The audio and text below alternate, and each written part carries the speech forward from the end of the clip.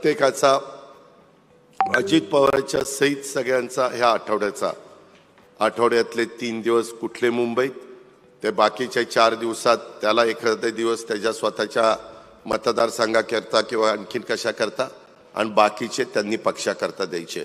मी आज निर्वाणीचा सांगतो, जर पक्षाच्या पेक्षा मंत्री महोदयांना काहींना इतर कामं जास्त असतील तर ते पद आपण मोकळं करूया आणि दुसऱ्याला कोणाला देऊया, म्हणजे तरी कळेल।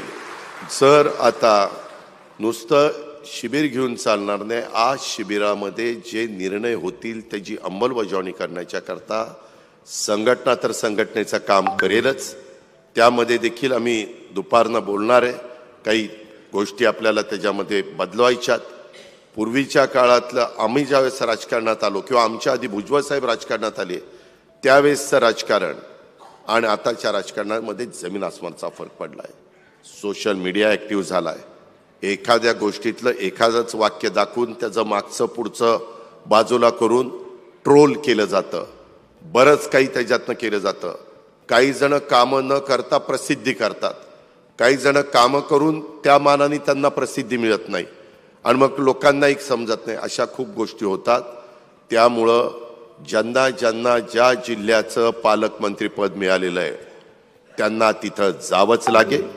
ते फक्त 1 मे, 15 ऑगस्ट, 26 जानेवारी नाही, त्या दिवशी तर जावंच लागेल, परंतु त्याच्या व्यतिरिक्त त्यांना इतर पण जे काही जिल्हे आणि तालुके दिले जातील आणि तिथं गेल्यावर तिथला जिल्हाध्यक्ष, तिथले प्रमुख पदाधिकारी, आमदार जे आपल्या पक्षाचे त्यांना बरोबर घेऊन आपल्याला लोकांच्या मध्ये फिरावं लागेल। कधी कधी काही मंत्री जातात परंतु तो जिल्हाध्यक्षालाही विचारत नाही, तिथं बघत पण नाही, त्याच्याशी बोलत पण नाही। अरे बाबांनो, तो आपल्या परिवारातला एक घटक आहे, असं करू नका। आता तसं आपल्याला करून चालणार नाही। माझ्यासहित सगळ्यांना ज्या काही छोट्या मोठ्या चुका होत असतील त्या दुरुस्त कराव्या लागतील, नाहीतर खुर्ची खाली करावी लागेल, एवढीच नोंद आपण सगळ्यांनी घ्या। आपण म्हणजे मंत्री महोदयांनी, सगळ्यांनी नाही। त्याच्यामुळं आमदार पण जरा खुश झाले असतील, करा काहीतरी कमी करा मित्रांनो। पण हा हसण्यावर घेऊ नका, मगाशी कार्याध्यक्षांनी थोडंसं याबद्दल विस्तृत सांगितलं म्हणून हा विषय मी तुमच्या सगळ्यांच्या समोर बोलला।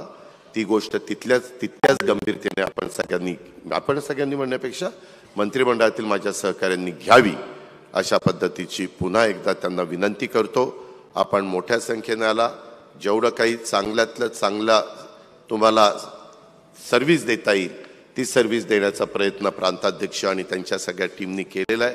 कुठं काही छोटं मोठं राहिलं असेल तर तुम्ही सांभाळून घ्या, एवढंच ह्याबद्दल सांगतो। पुन्हा एकदा आपल्या सर्वांचं मनपूर्वक स्वागत करतो आणि या ठिकाणी थांबतो। जय हिंद, जय महाराष्ट्र, जय राष्ट्रवादी। नवीन घडामोडी पाहण्यासाठी आजच आम्ही मुंबईकर 24 तासला लाईक करा, सबस्क्राईब करा आणि अपडेट रहा।